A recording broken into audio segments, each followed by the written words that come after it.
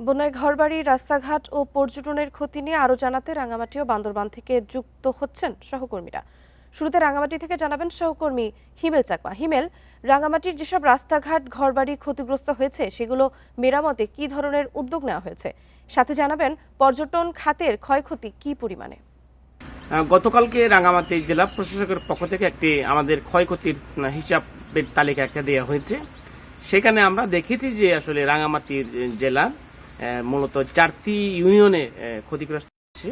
সবচেয়ে বেশি ক্ষতিগ্রস্ত হচ্ছে বাঘাছড়ি উপজেলার বাঘাছড়ি সদর ইউনিয়ন, মারেশিয়া ইউনিয়ন এবং সাজেক ইউনিয়ন।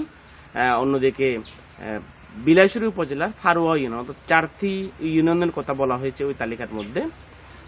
তারা বলছিলেন যে আসলে এই যে বিগত সময় যে বন্যা, পাহাড় ধসের যে ক্ষয়ক্ষতি, সেটা প্রায় 5 কোটির কাছা প্লাস তারা হিসাবটা দিয়েছেন। ক্ষয়ক্ষতির পাশাপাশি বিভিন্ন গ্রামীণ সড়ক থেকে শুরু করে মেইন সড়ক 500 কিলোমিটারের উপরে ক্ষতি হয়েছে। আমরা দেখেছি, তালিকার মধ্যে দেখেছি যে তারা ক্ষতিগ্রস্ত সংখ্যা তারা দিয়ে দেখিয়েছেন যে 1 লাখের উপর সরাসরি মানুষ আক্রান্ত হয়েছে এবং একেবারে প্রত্যক্ষভাবে যারা আশ্রয়কেন্দ্রে আশ্রয় নিয়েছে সেই সংখ্যাটা হচ্ছে 6,000-এর অধিক। তো বর্তমান যে পরিস্থিতি হচ্ছে, আমি গতকালকে বিলাইছড়ি উপজেলার যে সবচেয়ে যেখানে বলা হয়েছিল যে বন্যা আক্রান্ত, পানি একেবারে কমে গেছে, সেখানে বোট যাওয়া যাচ্ছে না এমন অবস্থা। আমাদের ভর্তিবার আটকে যাচ্ছিল। তো বন্যার পানি কমে গেছে, তবে মানুষের যে দুর্ভোগ সে চিত্র আমি দেখেছি। যে মানুষের যে তাদের যে ফসলের জমি সেগুলো একেবারে তলিয়ে গেছে, অর্থাৎ পলিতে একেবারে দেখে গেছে, অবশিষ্ট নাই। পাশাপাশি যে গ্রামের যে নিচু এলাকার যে বাড়ি ঘর সেগুলো তলিয়ে গেছে এবং যে দোকান প্রায় 22টি দোকান একেবারে তলিয়ে গেছে। পাশাপাশি আমি যেটা দেখেছি যে সেখানে শিক্ষা প্রতিষ্ঠান, 17টি শিক্ষা প্রতিষ্ঠান বর্তমানে পাঠদান বন্ধ, 4টি স্বাস্থ্য ক্লিনিক সেগুলো বন্ধ আছে। তো সবকিছু মিলে আসলে দুর্যোগ পরিস্থিতিতে যে বন্যার পানি কমে গেলেও। হিমেল, আপনি আমাদের সাথেই থাকুন। এবারে বান্দরবন থেকে জানাবেন সহকর্মী মংখিম মারমা। মংখিম, বন্যায় বান্দরবনের সড়ক যোগাযোগের বড় ধরনের ক্ষতি হয়েছে। ভেঙে যাওয়া সড়ক মেরামতের কাজ এখনো শুরু হয়েছে কিনা, এবং যেসব মানুষের ঘরবাড়ি ক্ষতিগ্রস্ত হয়েছে তাদের পুনর্বাসনে কি ধরনের উদ্যোগ নেওয়া হয়েছে?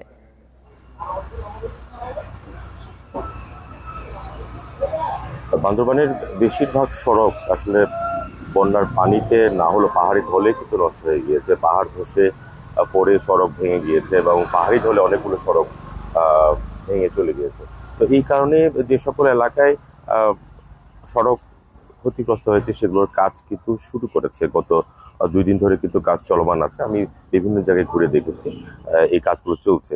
এর পাশাপাশি যদি বলি যে সড়ক যোগাযোগ যেটি বিচ্ছিন্ন ছিল, আমি যদি বলি বান্দরবান থেকে রুমা, সেখানে পাহাড় ধসের কারণে গাড়ি যাতায়াত বন্ধ ছিল। এইসব জায়গাগুলো মাটি সরিয়ে সেনাবাহিনী এবং ফায়ার সার্ভিসে মাটি সরিয়ে সেগুলো রুমাতে গাড়ির যাতায়াত কিন্তু গতকাল থেকে শুরু করেছে। থানচিতে এখনো পর্যন্ত সড়ক যোগাযোগ স্বাভাবিক হয়নি। সেখানে ভেঙে ভেঙে ছোট ছোট যে গাড়িগুলো আছে, সিএনজি অথবা ছোট ছোট পিক আপে করে কিন্তু মানুষজন চলাচল করছে। সেখানে এই জিনিসপত্রগুলোকে এভাবে নেওয়া হয়েছে। লামা আলীকদম নাইক্ষ্যংছড়ি কিছুটা স্বাভাবিক হয়েছে। সেখানে মাটিগুলো সরিয়ে কিন্তু সেখানে যান চলাচল উপযোগী করা হয়েছে। তো বলা যায় যে সকল ডিপার্টমেন্টের সড়ক, এলজিডি এবং সড়ক জনপথ যে সকল সড়ক ছিল সেগুলো কাজ চলমান রয়েছে। গতকালকে আমি রাঙ্গুনিয়া, যেখানে বীজ ভেঙে পড়ে বান্দরবানের সাথে রাঙামাটির যে যোগাযোগ বিচ্ছিন্ন ছিল, সেখানে গিয়েছিলাম। সেখানে এখানকার স্থানীয়রা বলছেন এবং এর পাশাপাশি সেখানে এলজিডির কর্মকর্তারা ছিলেন, তারা কিন্তু কাজ শুরু করেছে। এবং গতকালকে আমি যদি বলি, গতকালকে বান্দরবানের দুর্যোগ এই পরিস্থিতি দেখার জন্য কিন্তু এখানে প্রতিমন্ত্রী আসছিলেন।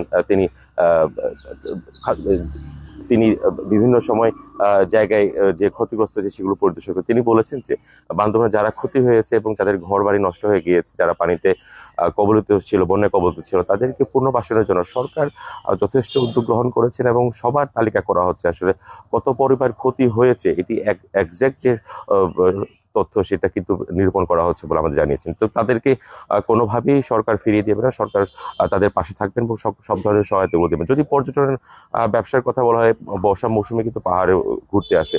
তো এই দুর্যোগপূর্ণ অবস্থানে কিন্তু আসলে এখানে পর্যটক নেই বললে চলে। আজ থেকে কিন্তু পর্যটন স্পটগুলো খোলা আছে। তবে গতকালকে একটি নোটিশের মাধ্যমে দেবাতকুম প্রচুর পরিমাণ ক্ষতি হয়েছে বলে রংছড়ির যে নির্বাহী কর্মকর্তা তিনি একটা প্রজ্ঞাপন দিয়েছেন এবং সেখানে আরো 5 দিন মেরামতের জন্য সময় লাগবে বলে বলছেন। তো সব মিলে বান্দরবানের যে ক্ষয়ক্ষতি সেটি আস্তে আস্তে করে প্রকাশ হচ্ছে, যে ক্ষয়ক্ষতির চিহ্ন দেখা যাচ্ছে এবং সড়ক থেকে শুরু করে একদম কৃষক পর্যায়ে সর্বসাধারণ আসলে এখানে ব্যাপক ক্ষতি হয়েছে। এই হচ্ছে আমার কাছে বান্দরবানের বন্যার পরবর্তীর অবস্থা। রাঙামাটি এবং বান্দরবন থেকে সর্বশেষ পরিস্থিতি নিয়ে কথা বলছিলেন আমাদের সহকর্মীরা।